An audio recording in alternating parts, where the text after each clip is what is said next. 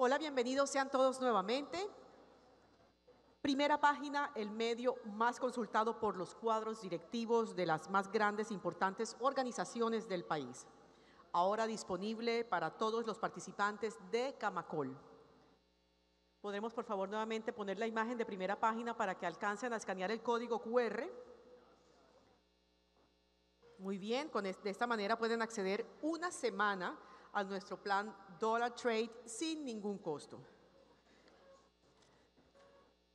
Vamos a dar paso entonces a esta primera sesión de la tarde, para lo cual invito a los miembros de este segmento a pasar al escenario. Miguel Uribe, senador por el Centro Democrático. Olga Lucía Velázquez, representante por la Alianza Verde. Guido Echeverry, senador por ASI, Centro Esperanza. Marcos Daniel Pineda, senador por el Partido Conservador, quienes tendrán un panel moderado por la presidenta ejecutiva de Camacol, la doctora Sandra Forero.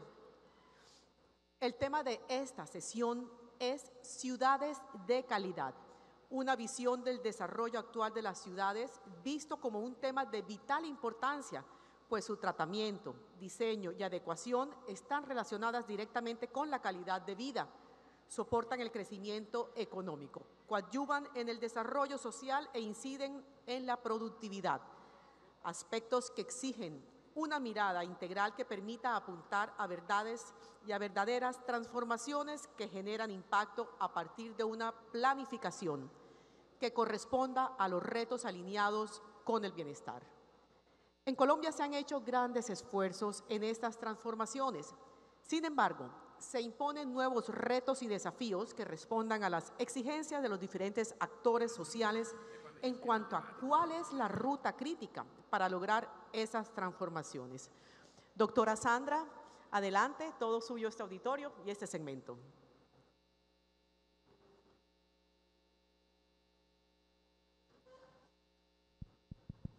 Buenas tardes a todos. Bueno, arrancamos nuestra última tanda de este maravilloso congreso. Gracias a todos ustedes por permanecer acá, porque si no, sin público se nos daña esto. Este es un panel que nos llena a todos de entusiasmo y digamos que particularmente por mi formación y mi vocación de trabajo por la ciudad. Y también nos llena de entusiasmo a todo este auditorio porque tenemos unos invitados de lujo, porque en Camacol somos absolutamente convencidos, apreciados senadores y representantes, de que el papel del legislativo es fundamental para este sector, es fundamental para el tema de ciudades y por supuesto es fundamental para el país. Muy bienvenidos, muchas gracias por acompañarnos. Al doctor Miguel Uribe, senador de la República. Miguel tiene, yo no voy a leer todas las hojas de vida, si no se nos acaba toda la tarde acá, pero todos tienen la particularidad de que han trabajado en lo local o en lo regional y eso les da una mirada distinta de lo que queremos hablar hoy, que es de la ciudad. Miguel fue secretario de gobierno, ha sido concejal, presidente del consejo, ahora senador. La doctora Olga Lucía Velázquez, representante a la Cámara por el Miguel Centro Democrático, la doctora Olga Lucía, representante de la Cámara por el Partido Alianza Verde. Ahorita estábamos comentando que nos hemos encontrado en varios momentos de la vida. En su etapa anterior en el Congreso fue una gran promotora del catastro multipropósito, entre otros temas. Muy bienvenida, representante, gracias por acompañarnos. El doctor Guido Echeverry, senador de la República, Partido ASI Centro Esperanza. El doctor Guido, gobernador de Caldas.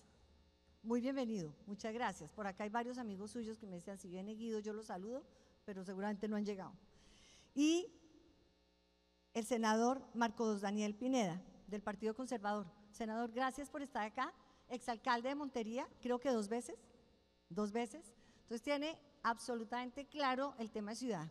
Bueno, acá hay amigos de todos ustedes, porque acá lo que ustedes tienen son 19 regiones representadas y hoy bueno, está bajito el quórum, debe haber solo 1.400 personas, ayer sí llegamos a 1.700. Entonces, muy bienvenidos, gracias por acompañarnos. Hablemos un poquito de ciudad y hablemos un poco, no, un poquito no, una cantidad, hablemos del papel de ustedes. Acá los 3 senadores son de una bancada que conformaron, y por eso leo los partidos, porque me encanta es que el tema es ciudad, no es un tema ideológico ni de partidos, es un tema de convicción. Y 3 de estos senadores, los 3 senadores que están acá, se constituyeron en algo que ellos han denominado la bancada, sí se llama la bancada, ¿no?, de ciudades de calidad. Y hay una coincidencia enorme, les quiero decir, porque en el planteamiento estratégico de Camacol tenemos 2 cosas, bueno, entre otras, pero tenemos acabar el déficit de vivienda y promover todos los días la construcción de ciudades de calidad. Entonces yo creo que ustedes se copiaron el nombre de ahí, pero la idea es que, entre todos construyamos ciudades de calidad. Entonces yo quisiera primero, ya nos pusieron el tiempo, me parece maravilloso, dejar que ustedes, cada uno, nos hagan un planteamiento de por qué la ciudad, qué es lo que los mueve, si fue su experiencia, si es una convicción, por qué la ciudad. Y en ese tema ciudad, cuando estábamos armando este panel, yo alcancé a hablar con el senador Gallo, y entonces me puse los nombres de ustedes y a cada uno al frente le puse un tema, dándome el no, pues que iba a controlar esto. Dije, no, más bien, en vez de decirles yo de qué hablen, díganme ustedes. Yo voy a iniciar por el senador Marcos Daniel. ¿Cuál es la motivación? ¿Qué es lo que lo mueve? Y en su experiencia de alcalde, ese legado que usted dejó y que lo mueve ahora en el Senado a ser parte de una bancada que para nosotros suena divino el nombre, Ciudades de Calidad. Muchas gracias, doctora Sandra, un placer estar acá, un saludo especial para todos los participantes y a todos mis colegas, compañeros del panel.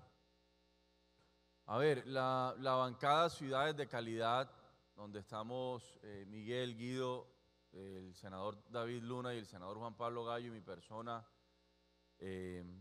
no tiene un fin distinto que buscar la buena planeación del territorio en Colombia.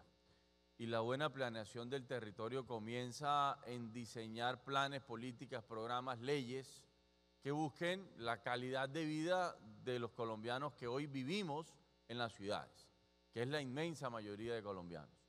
Este país donde nosotros orgullosamente vivimos y trabajamos es un país lleno de territorios pequeños, medianos y grandes que confluyen desde luego a la sostenibilidad de Colombia. Y todos los que estamos en esta bancada hemos tenido la oportunidad, el privilegio, pero del orgullo de que venimos de experiencias de trabajo locales.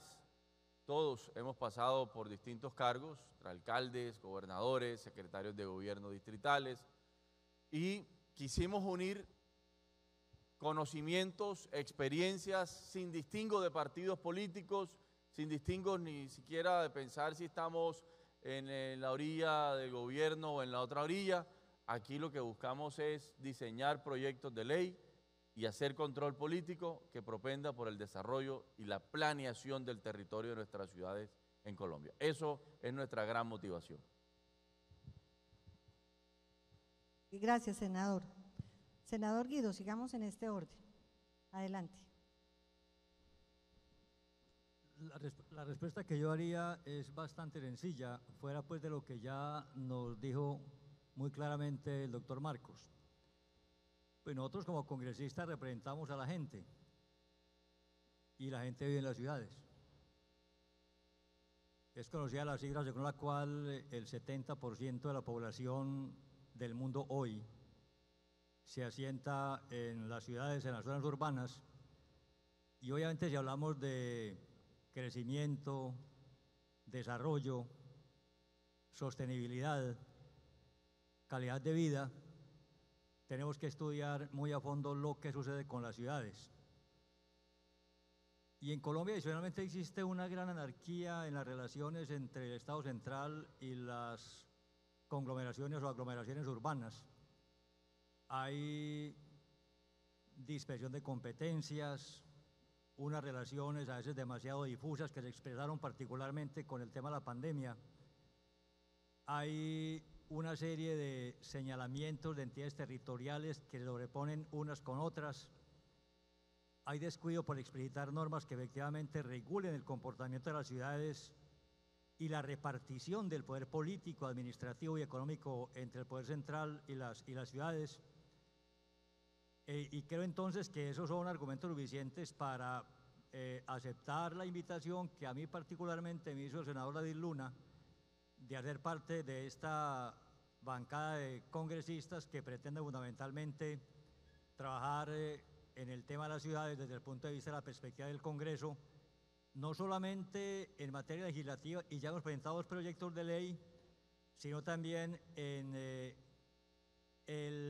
la presión democrática al gobierno para que cumpla mandatos legales que lo obligan a tener una mirada mucho más clara y mucho más concluyente en materia de desarrollo de las ciudades en Colombia, en donde tenemos grandes ciudades en comparación con otros países del mundo. Yo señalaría que eran los elementos básicos que nos permitieron aceptar la invitación de David y estar aquí hablando de ciudades, porque nos parece que en la ciudad vive la gente hoy. Muchas gracias. Voy a seguir con Miguel y paso a la representante. Senador Miguel.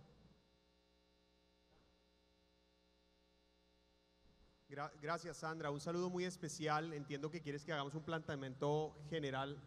Sandra, te entiendo que es un planteamiento general, no solo haciendo referencia a la bancada, donde también la haré, pero quiero comenzar saludándolos a todos ustedes, un saludo muy especial a todo el equipo de Camacol, a todos los empresarios, a sus representantes, pero yo quiero comenzar, Sandra, haciéndote un pequeño reconocimiento.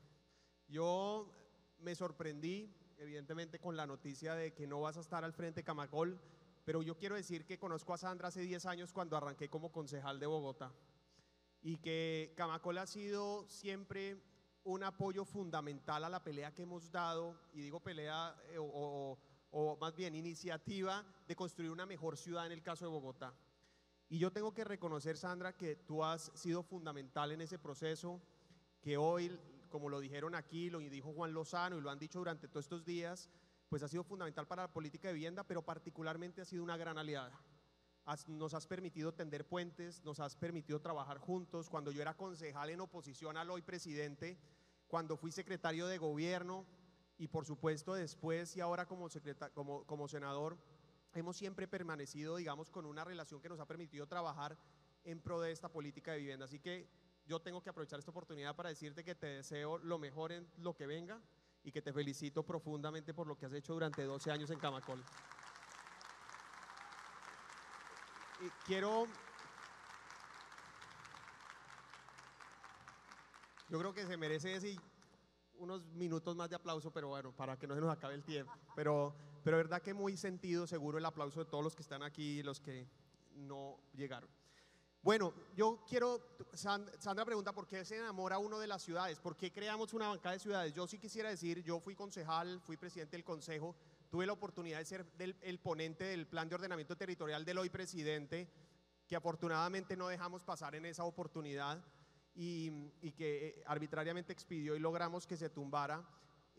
Después fui secretario de gobierno y después candidato a la alcaldía, y me enamoré de las ciudades porque estoy convencido que es el instrumento más poderoso para crear igualdad de oportunidades, para generar desarrollo social y para combatir todas las crisis ambientales. Es ahí donde hay un poder enorme de las ciudades para transformar la calidad de vida de la gente.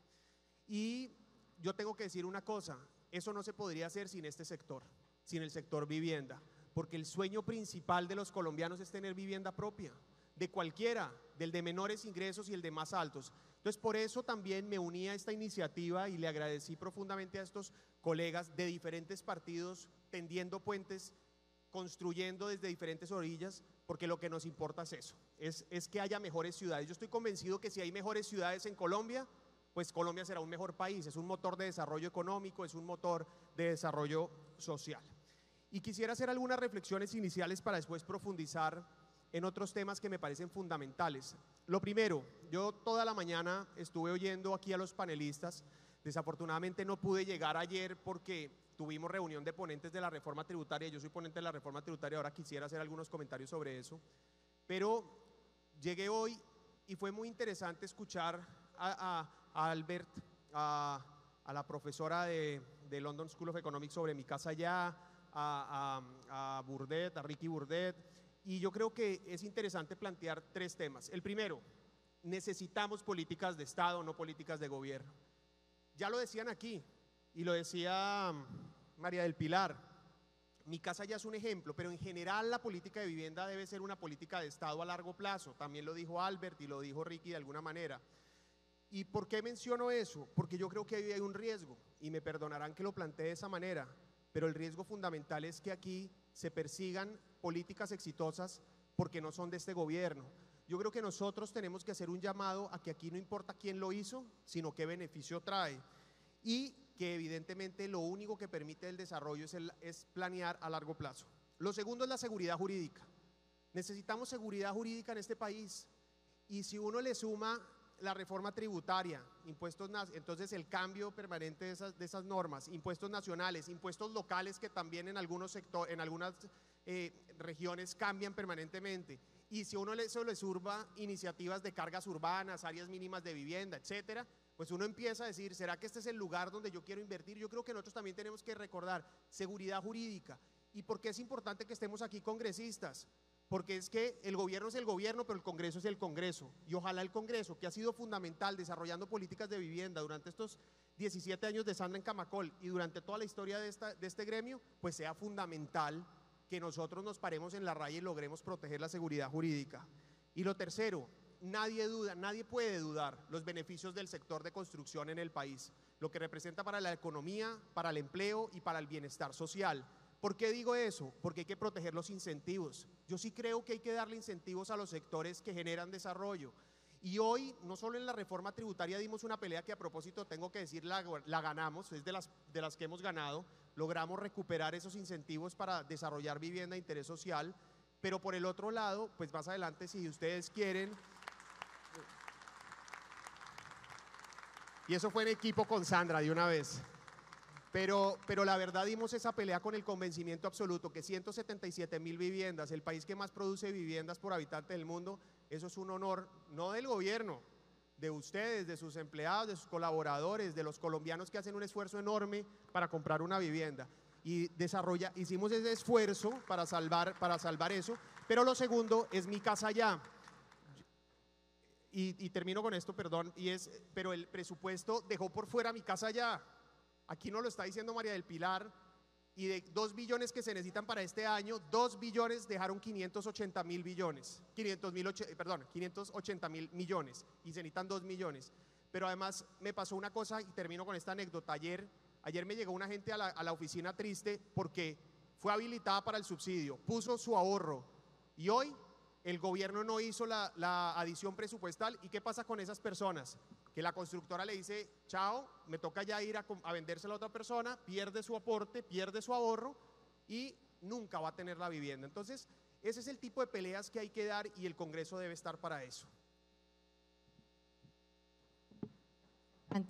Estaba ahorita acá en secreto con la representante. Ella no es de la bancada de Ciudades de Calidad, pero ha sido una persona con una experiencia importante en temas que tienen que ver con ciudad. Por eso la invitamos hoy, y además porque en el corto plazo que lleva este Congreso ha sido muy comprometida precisamente con uno de los temas que tocó Miguel, y es el tema del presupuesto. Adelante. Gracias, Sandra. Muy buenas tardes a todas y todos. Me alegra mucho estar aquí compartiendo este panel. Bueno, yo también fui secretaria de Gobierno de Bogotá y amo Bogotá. Soy de Villavicencio, pero creo que Bogotá es la ciudad que nos recibe a todos, nos da oportunidades, alternativas, y es una ciudad en realidad maravillosa. Trabajamos con Sandra cuando yo era secretaria de Gobierno, luego cuando estaba en el Congreso de la República sacamos adelante un tema, bueno, pusimos como prioridad el catastro multipropósito, y de verdad que le estaba diciendo cuando llegué, me sorprende la decisión, pero debe haber un camino maravilloso que recorrer, mucho que agradecerte y mucho que el sector también tiene que reconocer de tu trabajo. Y hay bastante camino por recorrer. Yo creo que evidentemente, yo soy hoy de la Comisión Cuarta y en la Comisión Cuarta se tramita el presupuesto. Cuando Sandra me cuenta de la gran preocupación alrededor de los subsidios de vivienda, nosotros hicimos una solicitud de los 2 billones de pesos, pero hay una diferencia en materia de cifras que tenemos que concertar con la ministra de Vivienda, porque aquí tenemos unos datos de 86.000 subsidios de vivienda que están ya prácticamente asignados, mientras que el ministerio tiene otra cifra. Entonces la adición que se logró fue de 326.000 millones cuando estábamos pidiendo 2 billones. Quedó un compromiso claro antes de aprobar el presupuesto y el compromiso es que para la adición presupuestal que viene en el mes de marzo vamos a conciliar las cifras que tiene Sandra con las que tiene la ministra para poder saber exactamente cuál es la adición presupuestal que se requiere para garantizar esos subsidios. Estamos completamente de acuerdo. Yo soy de la Alianza Verde, no soy partido de oposición, pero no quiere decir que no seamos objetivos y que no pensemos en el bienestar de la gente, sino al contrario, que tenemos todos que contribuir en que estos subsidios que ya fueron asignados, que han hecho un gran esfuerzo para su cuota inicial o que ya hicieron todo el trámite para separar su vivienda, pues tengan el beneficio que el gobierno proyectó.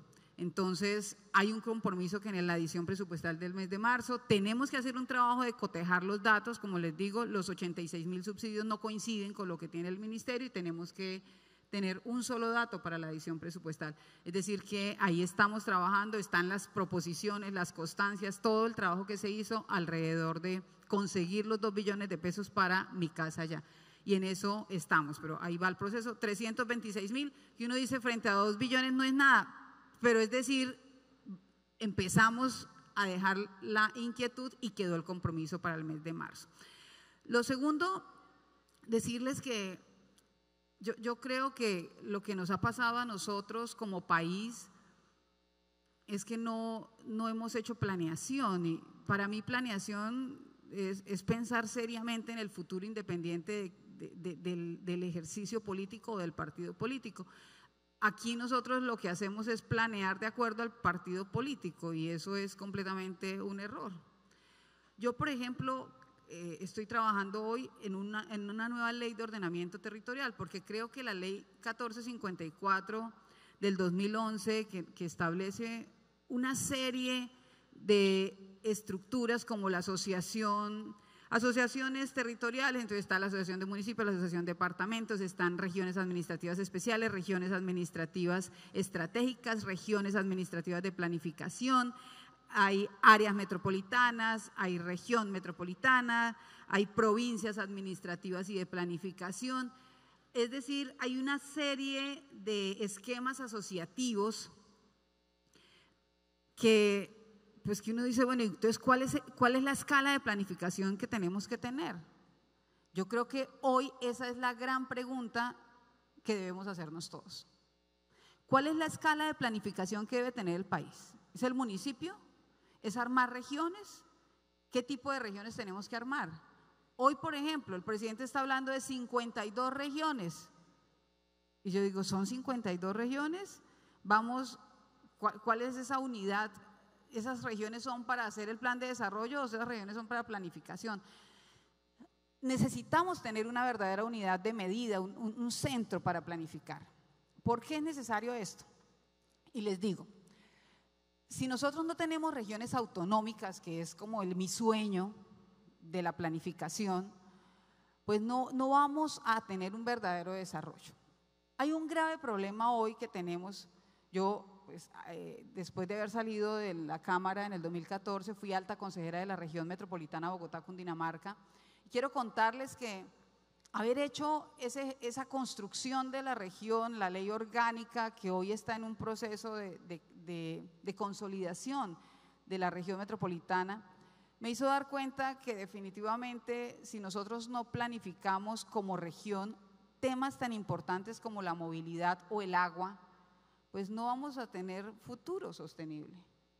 Podemos soñar muchas cosas, pero tenemos, y estoy de acuerdo, el profesor del MIT, Albert, decía, hay que planear a largo plazo, hay unos factores de urbanismo que usted no puede perder de vista, la familia, cómo, o sea, el déficit de vivienda va a aumentarse porque las familias cada vez van a ser más pequeñas, pero ¿cómo van a ser entonces, cómo vamos a garantizar que la gente se mueva si no hay una construcción conjunta de la movilidad? Por ejemplo, una agencia regional de movilidad.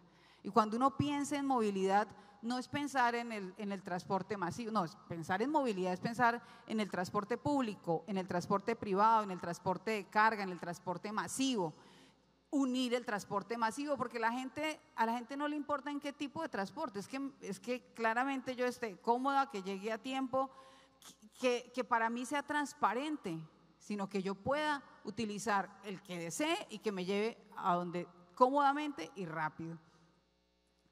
Hoy, si nosotros no cambiamos la planificación y no pensamos en región y no unimos las diferentes modalidades de transporte y hacer una ciudad inteligente y sostenible, no solamente es unir transporte público y público, pensar en individual, en masivo, en colectivo. Por el ejemplo de Bogotá sería en el masivo el metro, el Transmilenio, el Regiotram.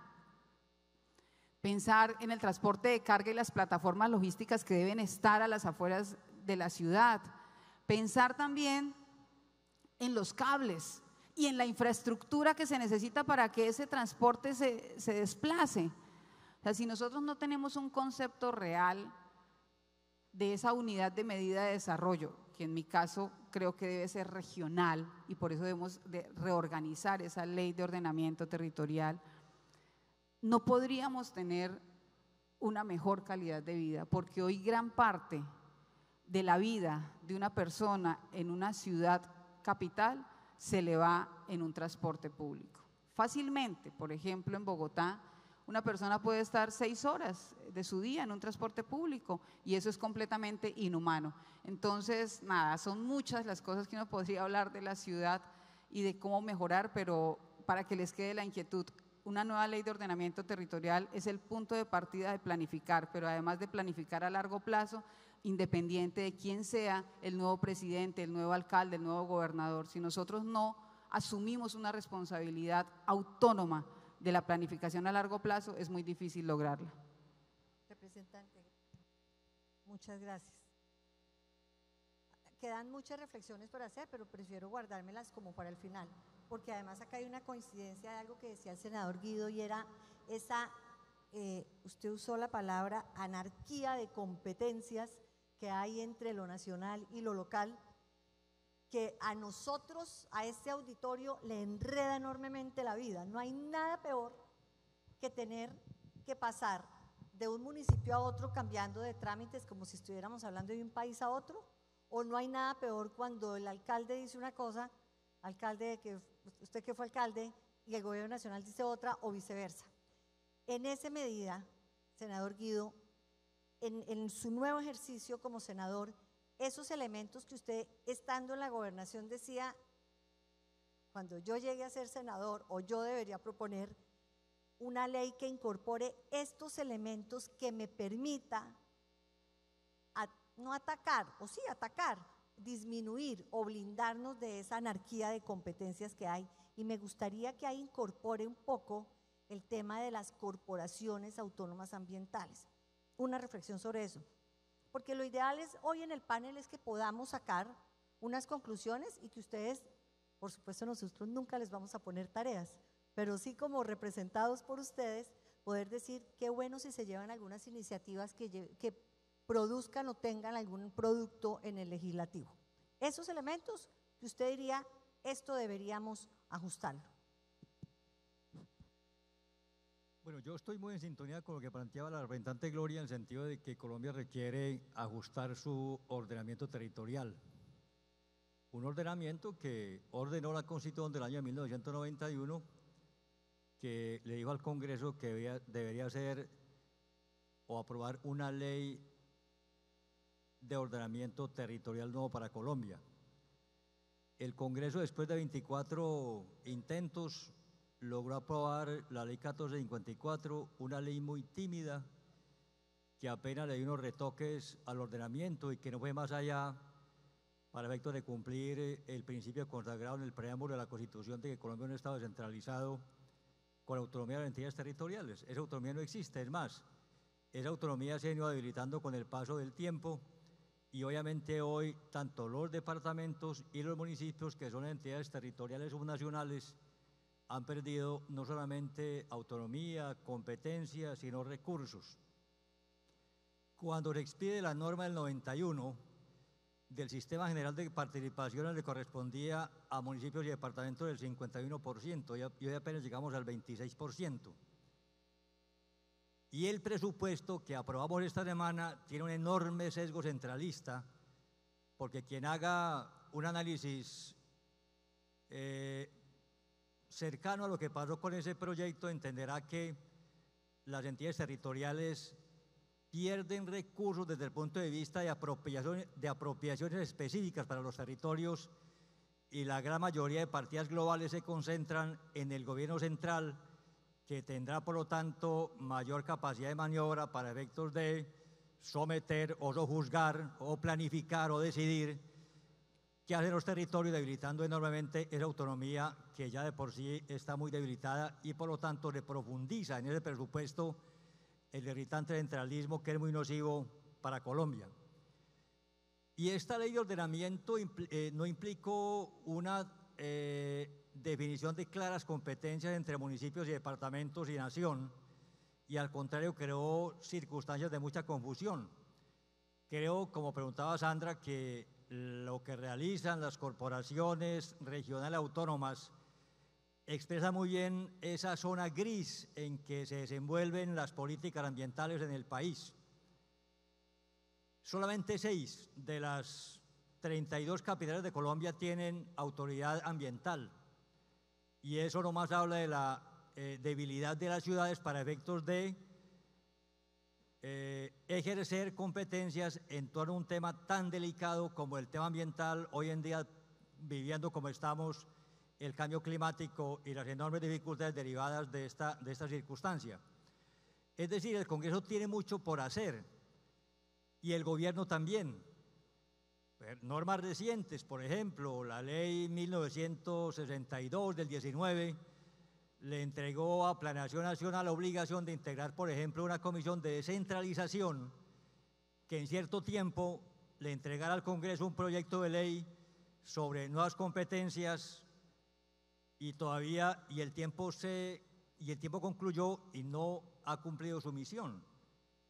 En igual sentido, el gobierno, mediante la ley, quedó comprometido a presentar un nuevo proyecto de ley para redistribuir competencias en los departamentos y en los municipios, crear un nuevo código de régimen político para los municipios y departamentos, que es fundamental para estos temas del desarrollo, sobre todo la construcción, y sin embargo el gobierno no ha cumplido con esa tarea. O sea que sí tenemos mucho que hacer, y creo que en la medida en que tengamos el foco muy orientado a intentar que en medio de esta farragosa producción de normas se cumplan por lo menos las que son importantes para el desarrollo de la planeación, efectivamente el Congreso haga lo suyo, pidiendo al gobierno que actúe de conformidad y por lo tanto ese tipo de temas se tengan que aclarar. Gracias, senador. Como digo, voy a dejar las reflexiones para el final. Y con el senador Marcos Daniel, lo mismo desde lo local. ¿Usted cuándo fue alcalde? Pues porque visité varias veces Montería con una regional Córdoba y Sucre que tenemos allá maravillosa. Era muy reconocido por su gestión y por su sensibilidad a la ciudad. Uno creería que lo que estoy diciendo es relleno y no es así. No necesariamente todos los alcaldes tienen la sensibilidad por lo urbano. Le dan prioridad a otras cosas, no estoy diciendo que lo hagan mal, entonces, o la educación o no sé qué. Pero encontrar quien hable de ciudad, quien piense en el río, quien piense en mirar hacia el río, en usted lo vimos y lo reconocíamos en ese momento. Pero ¿qué no pudo hacer por cuenta de que el ordenamiento jurídico no estaba listo para que un alcalde como usted, que le interesaba lo urbano y la vivienda, pudiera haber actuado más o pudieran a futuro los alcaldes actuar más. A ver, yo comparto plenamente lo que algunos compañeros del panel han dicho. Colombia hoy tiene vacíos en materia de desarrollo urbano, en normatividad urbanística no hay coherencia entre una ciudad y otra. Y qué bueno, Sandra, sería aprovechar este espacio para hacer una invitación formal a Camacol para hacer equipo, no solo con los panelistas que estamos acá presentes, sino con todo el equipo de la bancada de ciudades, porque si yo le pregunto a muchos constructores que están aquí, que si han tenido problemas o dolores de cabeza con las curadurías urbanas de sus ciudades, le aseguro que muchos alzan la mano. Si les pregunto si muchos han tenido problemas con licencias de urbanístico y ambientales, muchos alzan la mano. Hay vacíos y hay palos en la rueda para el desarrollo urbanístico de las ciudades y para el desarrollo de la vivienda en Colombia. ¿Y qué se necesita para tener coherencia normativa? Leyes de la República, que estén por encima incluso de normas urbanas, leyes de la República que regulen un marco legal nacional y que sean una hoja de ruta para los alcaldes en el territorio. Con esto no estamos irrumpiendo la autonomía territorial, antes por el contrario, le estamos dando un marco legal y le estamos dando capacidad jurídica a las secretarías de planeación y a las curadurías urbanas para que en el licenciamiento, en la normatividad, sean un facilitador de la construcción y del desarrollo urbanístico de Colombia y no sean un palo en la rueda que entorpece y muchas veces vuelve lento los procesos de desarrollo urbanístico. Déjeme terminar esta reflexión diciéndole y respondiéndole un poco en el caso concreto de Montería. Yo creo y soy un convencido que las ciudades tienen que proyectarse de acuerdo al ADN que cada ciudad en el mundo tiene. Esa es una teoría que yo siempre he venido manejando. Las ciudades, igual que los seres humanos, tienen un ADN que las hace distintas las unas de las otras, aunque sean socioculturalmente equidistantes, vecinas las unas de las otras. ¿Y cuál es el reto de las ciudades? El reto es descubrir su ADN para proyectarlas hacia el futuro. A través del ADN de las ciudades, que hablo de las ventajas comparativas que tienen las ciudades, visionar su futuro. Hay ciudades de puertos, ciudades de ríos, ciudades de mar, ciudades de servicios, ciudades arqueológicas, ciudades históricas, ciudades incluso gastronómicas como Lima, que ha proyectado su turismo a través de la gastronomía. Tenemos que descubrir cuáles son las ventajas comparativas que tenemos en el territorio y a partir de allí planearlas y visionar su desarrollo. Ese es el quiz y el gran reto que tenemos como territorio. Y ustedes como constructores, desde luego, saber leer y entender, no solamente en metros cuadrados, sino la dinámica socioeconómica y cultural que cada cliente, en su caso, tiene de acuerdo a cada territorio. Yo les aseguro que muchos de sus clientes, cuando llegan a las oficinas de sus empresas, ya no solo preguntan cuántos metros cuadrados tiene el apartamento o la vivienda que van a adquirir. Muchas veces un factor para adquirir una vivienda es qué servicios me ofrece la ciudad en el área de influencia que yo quiero comprar. Y eso es un factor determinante para poder adquirir una vivienda, los servicios de la ciudad. Las ciudades de calidad tienen que estar pensadas en más allá de los metros cuadrados de cada habitante. De tal manera, Sandra, que el debate es muy grande en materia de normatividad urbana, pero termino con lo que inicié, invitando a Camacol a hacer equipo con la bancada de ciudades por el bien del desarrollo urbanístico y territorial del país. Muchísimas gracias. Gracias, senador. Así lo haremos. Tenemos 15 propuestas que le hemos presentado al Gobierno Nacional, propuestas que fueron preparadas en 18 meses antes de la campaña y propuestas que las tenemos todas listas. Hay cosas que eventualmente no vamos a tener o no tenemos la capacidad o no se le da la prioridad en el Plan Nacional de Desarrollo y creemos que un camino es por acá. Un camino puede ser por acá. Una de ellas, que más adelante la desarrollo o más bien cuando hagamos una reunioncita de trabajo, Plan Nacional de Equipamientos. Lo acaba de decir usted, senador, y eso pasa. Nosotros vamos a construir en los próximos 4 años 1.200.000 viviendas. Lo mínimo que debemos hacer es 1 millón de metros cuadrados al año en colegios, centros de atención a la primera infancia, centros deportivos, pero eso no es solo o no debe ser a punta de cargas urbanísticas, porque entonces lo que termina uno es ni haciendo el equipamiento ni haciendo la vivienda. Pero ahí hay una propuesta que les queremos presentar en detalle para que nos ayuden a promoverla. Plan Nacional de Equipamientos. Y hablando de cargas, Miguel, hablemos un poquito de esto. Tú has sido bastante inquieto con el tema de los planes de ordenamiento territorial, conoces el detalle de los instrumentos de planeación de suelo, pero pues en Colombia igual seguimos construyendo, 37 de cada 100 ciudades se hacen de manera informal. Acá hay un gremio que representa un sector y está la formalidad.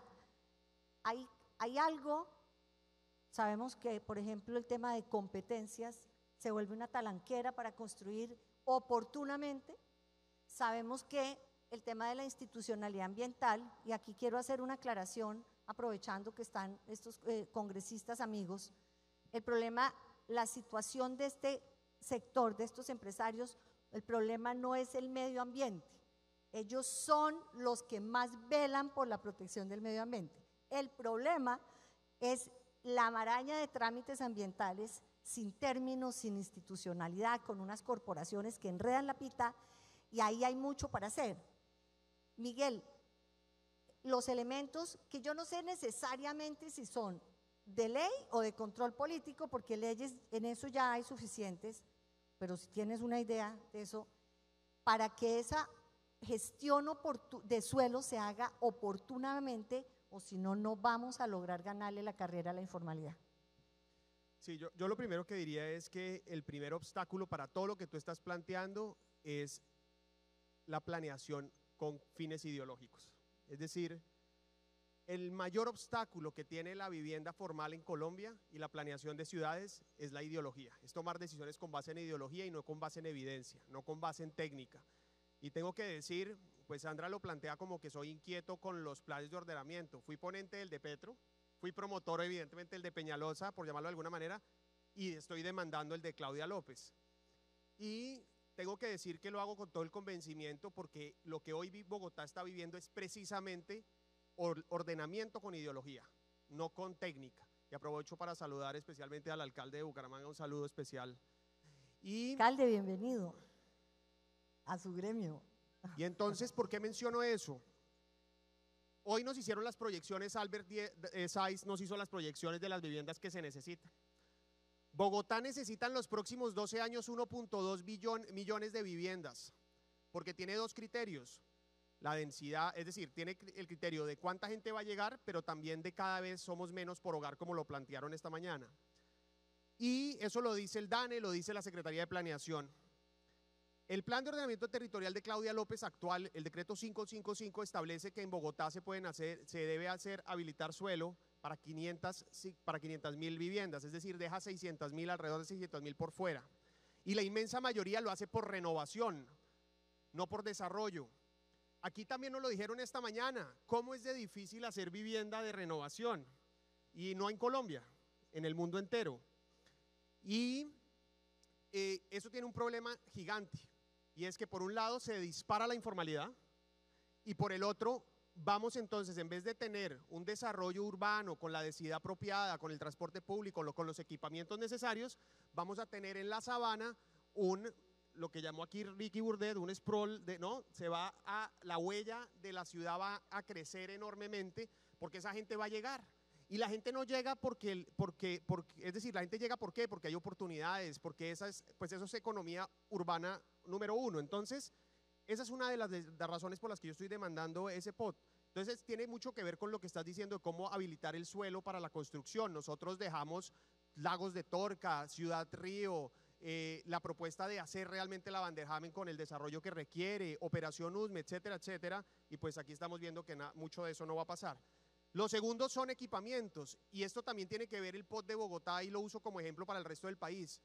El problema del plan de ordenamiento actual también es que le crea una serie de cargas adicionales a los desarrollos, primero casi que responsabilizándolos pues de las cargas, haciendo inviable los proyectos, y lo que se le olvida al gobierno local de Bogotá y al gobierno nacional es que entre más cargas le ponga al sector, pues eso al final se traduce en el cliente final.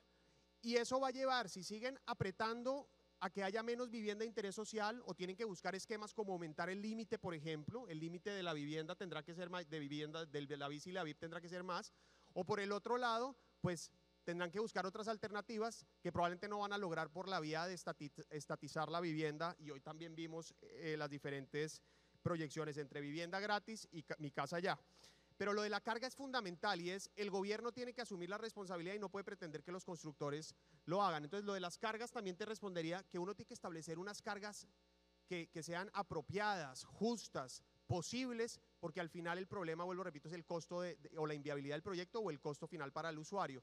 Y eso me lleva a decir que parte de lo que estoy estudiando como propuesta de ley es que no se pongan aquí, digamos, y entiendo que hay unos proyectos que quieren poner unas cargas mínimas, unas áreas mínimas de vivienda, es decir, hacer casi que más difícil construir vivienda en Colombia, es hacer todo lo contrario.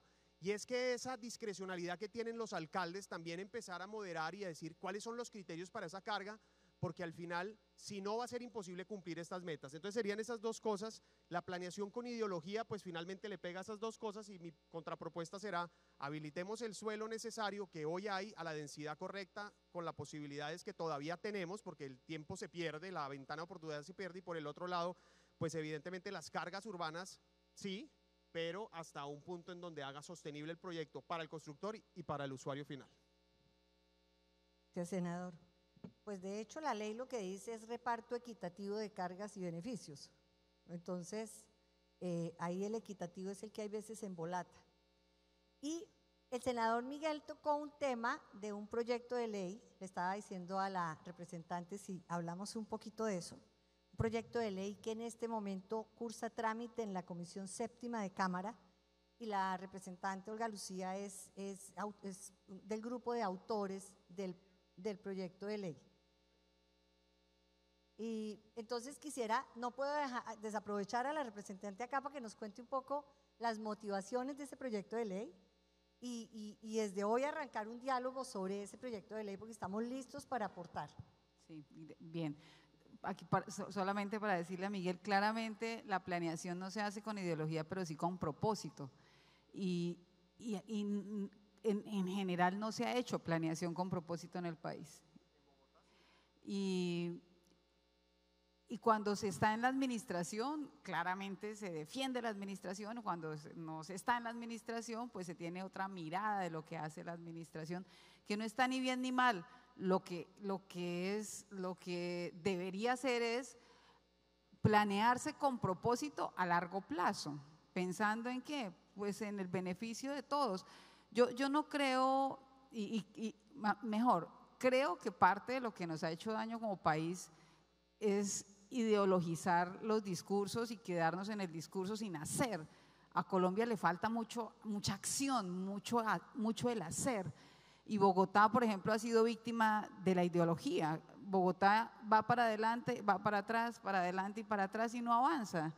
Yo duré muchos años en la administración en Bogotá y estuve en los años donde Bogotá era ejemplo, íbamos a eventos internacionales a presentar la política de primera infancia, a mirar cómo está. Y de repente como que se detuvo. Cuando una ciudad se detiene, porque yo siento que la ciudad, y en este momento, por ejemplo, que ya ha avanzado el metro, y pensar que hay un ruido donde dicen, no, debería volverse a repensar si es subterráneo ya que está el presidente, eso sería inaudito, es decir, eso no tendría no sería posible, y todos deberíamos de decir, no es posible. En el tema del proyecto de ley, yo creo que nosotros, el propósito real del proyecto de ley es tener vivienda digna, y vivienda digna con espacios adecuados para una familia, vivienda digna donde hayan los equipamientos, que claramente los equipamientos tienen que ser equitativos.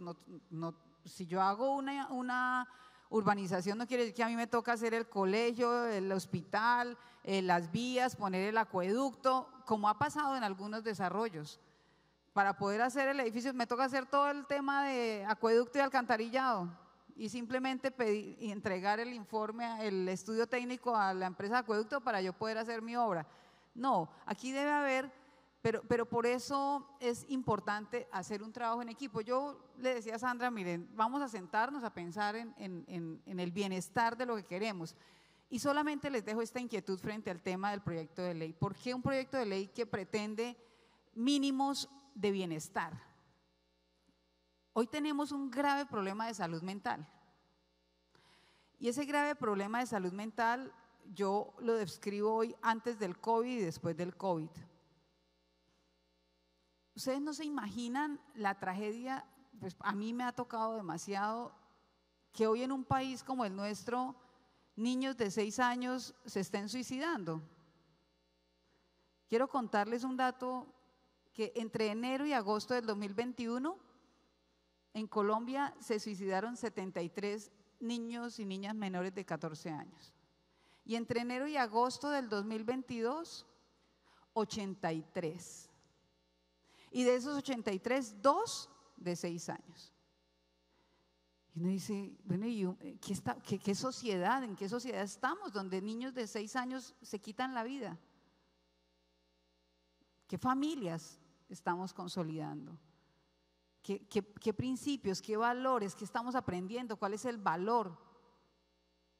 Y para mencionarles ese dato, pero los suicidios en el país en realidad se han aumentado. No quiere decir que es porque no hay acceso a vivienda, sino porque necesitamos también tener unos ambientes saludables para todos. Y un ambiente saludable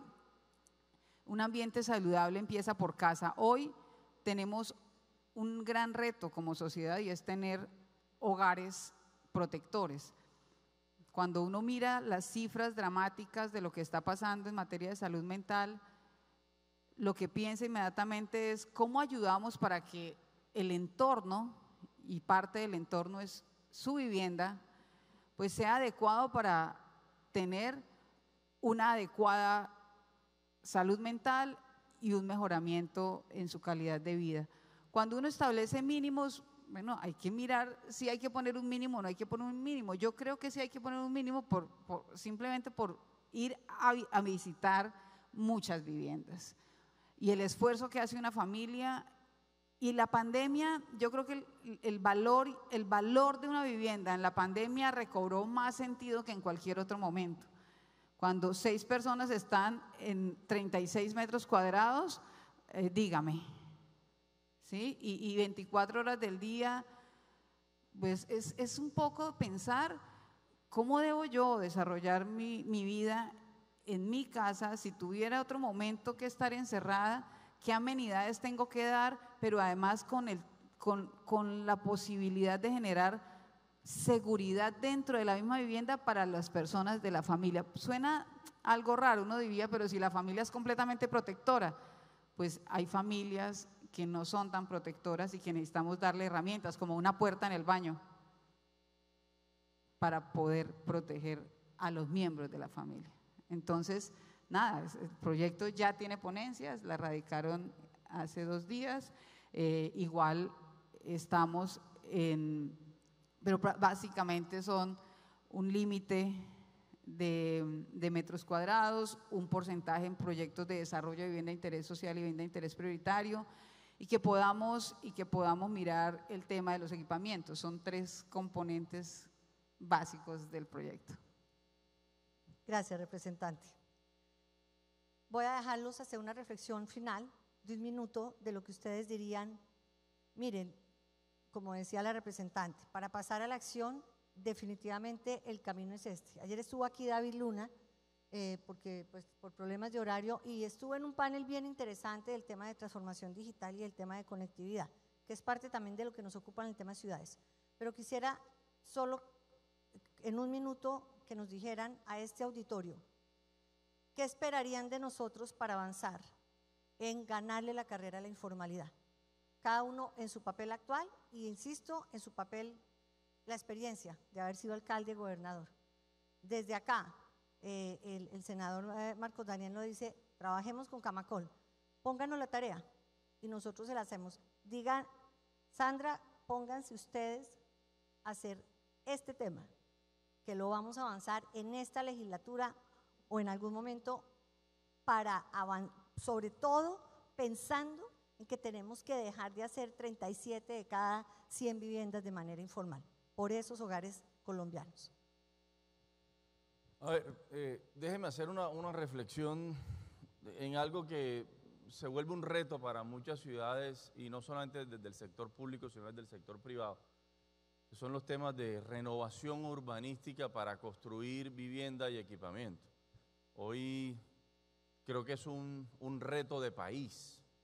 En cada ciudad de Colombia tenemos retos de renovación urbanística, hacerle reingeniería a las ciudades. Y en ese sentido, mi reflexión respetuosa que dejo en este escenario, no solo como mi experiencia como alcalde, sino también como estudioso que soy de los temas que me apasionan, además de ciudades. Y es en tres sentidos, la renovación urbanística, para que lo tengamos muy presente, porque es un tema que tenemos que afianzar cada día más entre el sector público y el sector privado. Y es primero entender que la renovación urbanística tiene que ser desde el punto de vista integral, doctora Sandra. La renovación urbanística no solamente es el espacio físico, no solamente es el tema espacial de un territorio determinado que se va a intervenir. La renovación urbanística tiene que incluir temas sociales, culturales, económicos, ambientales, y por eso no solamente es el acompañamiento de un arquitecto, de un ingeniero civil en materia de construcción física. Allí tiene que haber otro tipo de profesionales interdisciplinarios que acompañen una labor de renovación integral del territorio. El segundo tema es la participación ciudadana, y alcalde de Bucaramanga, usted lo sabe, lo importante que es para la gobernanza incluir a las comunidades afectadas o beneficiadas del territorio desde la génesis del proyecto. Y muchas veces nos ocupamos de socializar el proyecto es cuando ya está en fase final, cuando ya el proyecto va a intervenir. Yo creo que desde la fase inicial del diagnóstico y del estudio hay que entrar con un proceso de participación ciudadana vinculante, y ahí va un segundo factor.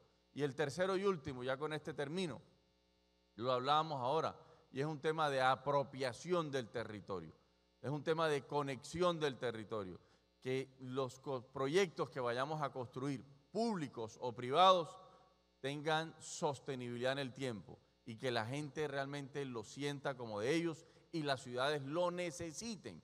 Ha pasado en muchas ciudades de Colombia que hacen unos procesos de renovación urbanística muy grandes, y cuando construyen el espacio físico nunca logran la apropiación de la gente, se vuelven subutilizados y terminan siendo zonas deprimidas de las ciudades. ¿Por qué? Porque no lo pensaron en conectarlo con lo que realmente las ciudades necesitan.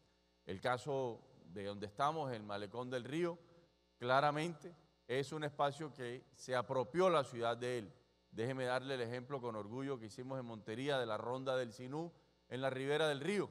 Era un espacio completamente deprimido, una ciudad que le daba la espalda al río. Renovamos urbanísticamente la ciudad, le dimos nuevamente la cara al río, lo volvimos el epicentro urbanístico y social de la ciudad, y los monterianos hoy se apropiaron de ese espacio, dándole identidad social, urbanística y ambiental. Esas son mis reflexiones, doctora Sandra, que quiero dejarle, porque el concepto de renovación urbanística no solamente lo tienen que liderar los alcaldes, lo tiene que liderar el sector privado. Desde esas tres perspectivas que hoy respetuosamente le dejo como reflexión a este auditorio de tan excelsa calidad. Muchísimas gracias. Gracias, senador. Senador Guido. Bueno, yo me sumo a lo que ha planteado Marcos con tres propósitos claros. Fundamental, hay que ser serios en la actualización de los planes de ordenamiento territorial. Hoy en día en Colombia, de 10 planes de ordenamiento, 8 están retrasados. Y sin el plan no hay forma de organizar el desarrollo y el futuro de las ciudades. Otro tema en donde vamos retrasados, el catastro multipropósito. Se supone que al año 2025 deberíamos tener el 100% del catastro multipropósito construido. y apenas llevamos como el 15%. Ahora que estamos a 2 años largos de cumplir ese 100%. Y el otro tema que hemos comentado es el tema de la clara distribución de competencias diferenciadas entre el Estado central y fundamentalmente las capitales, que tienen, como ya le digo, características propias, vocación particular del desarrollo y potencialidades y debilidades diferentes también.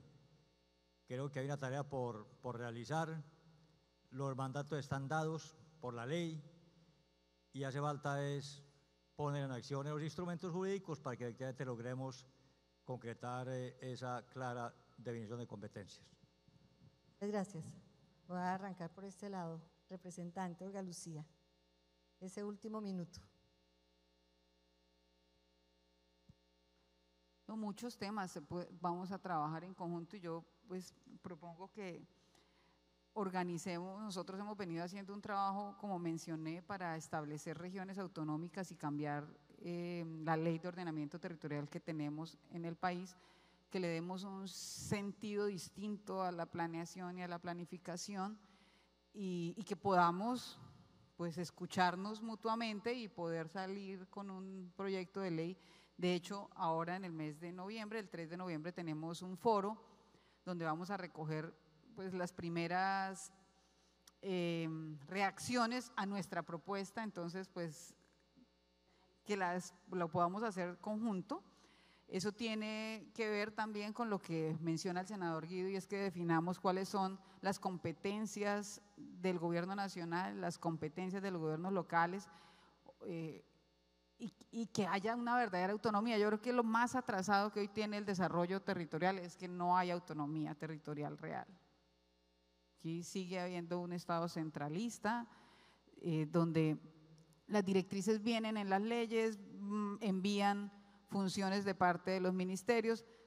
Y para poner un ejemplo de transporte, porque yo creo en las agencias regionales de transporte y que deberíamos avanzar en ello, porque el Ministerio de Transporte tiene centralizadas las rutas intermunicipales. El ministerio, hay que tramitarlas en el ministerio, mientras duran entre 6 meses y 1 año aprobando una ruta, cuando una ruta, si se necesita, es porque efectivamente hay que ponerla rápido. ¿A quién le correspondería? Pues al municipio.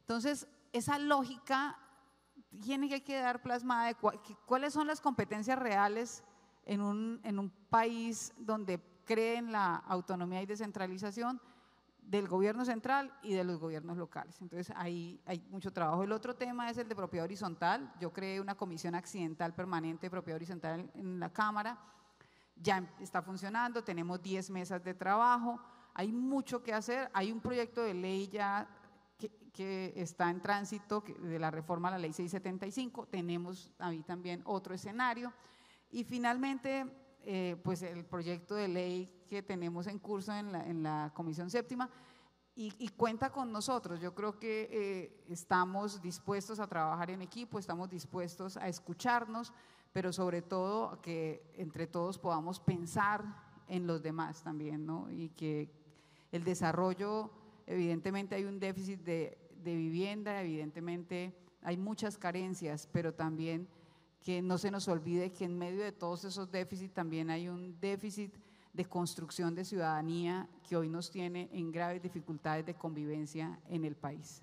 Muchas gracias. Senador Miguel, 1 minuto. Bueno, lo primero que quisiera decir frente a la informalidad que tú dijiste, ¿qué podemos hacer? Yo diría, ¿qué puede hacer el Estado con ustedes? Lo primero es que es evidente que para que no se pueda combatir contra la informalidad, pues lo que necesitamos es vivienda digna, asequible.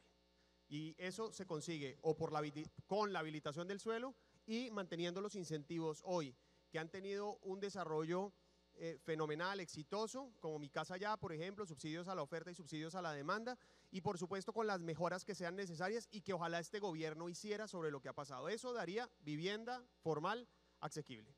Segundo punto, y un saludo aquí al viceministro de Hacienda, y aprovechando que él va a hablar ahora y va a decir que la reforma tributaria es una maravilla, yo voy a tomarme unos minutos como ponente de la oposición a decir 2 cositas de la reforma tributaria. Y lo que tengo que decir es que la reforma tributaria en este momento es, más bien, la reforma tributaria como está hoy planteada es una reforma tributaria que va a aumentar el desempleo, la pobreza y la inflación. Y eso no lo dice la oposición con un pretexto político, lo hemos oído en todas partes a donde vamos. Lo oímos en Barranquilla, aquí en una audiencia pública, lo oímos en Cali, en Cúcuta, lo hemos oído en 3 audiencias públicas en Bogotá, una hecha por el Centro Democrático y 2 por el Congreso, una exclusivamente para el sector de emprendimiento. Así que si bien logramos hacer caer en cuenta al gobierno de que los beneficios tributarios en vivienda había que mantenerlos para vivienda de interés social, aún es mucho lo que falta, es mucho lo que falta. Y es preocupante el golpe fulminante que le va a dar este gobierno al crecimiento económico. Y pareciera casi que con un hilo conductor en todos los segmentos, y es que las utilidades para los privados están mal.